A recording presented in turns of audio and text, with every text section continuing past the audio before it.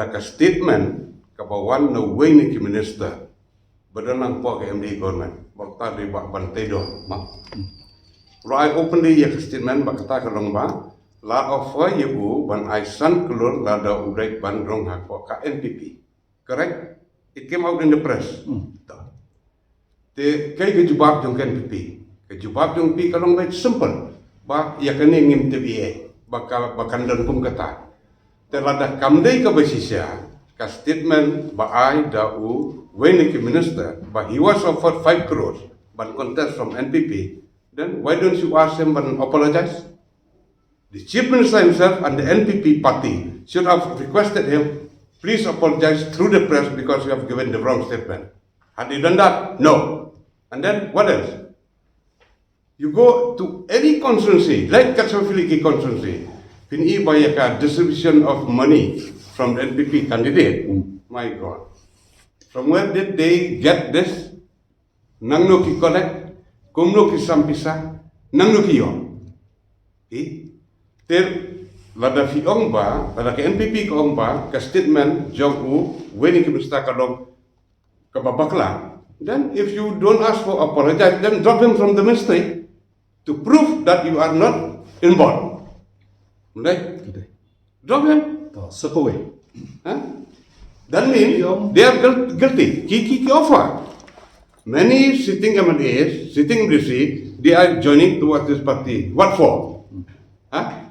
Do you think that you can fool the people of Meghalaya in 2020 election by money power? You'll get back their power? No. I'm telling you, people are only waiting. Money power will not play. Believe me. There will be a change in 2020 election. Just wait and see.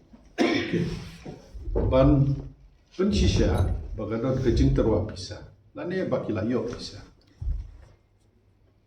judan unung tu da pila yo ka munong mengatu wong tu takadang ngidon kam yang syari ban bisa ta ko ke point menikong point ba pila inem ba ki kertong na kiwe ki parti belade ki sitting MLA ki ex MLA dala join NPP kinya kali ki basau kosan pula nang no kiyo katakan je kelih.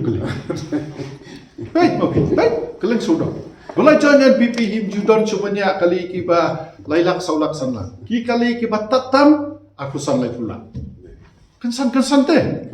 Kata ka pencisya ba ka don ka jing ai bisa, ka don ka jing sim bisa, na ke NPP ya kita kerta. Sampai mapi so bisyar mapi. Kiba mensya nya di kali iban riu nyulak mentalak nya kali wasau pun pula. Nang nuyo. Tak pensisya kabak kejengkeran ubah bantai dor pensisya kembali kita kan. Pikir baik sampai mapi. Baik u kertong NPP junya kalitat. Kajain barem, mobile barem, kali barem, sampai sapahu, yo nung. Habis kali kan ya kata. Nanti kita kiki ke bau pai bah smutu kita tat dor ya pi. Yes. Ke politics kamdai ku. Ke politics kedai kamyam. Dia nang tak apa mengibat babon ki pedang ne seng kongres ngimbi ke jingbi joki marngi sotu kami kamyap kawai ke sengi ngin sap jubab ya ki kon ki kiti ki kseu ki lawai ki pateng jongi pilale ayum ja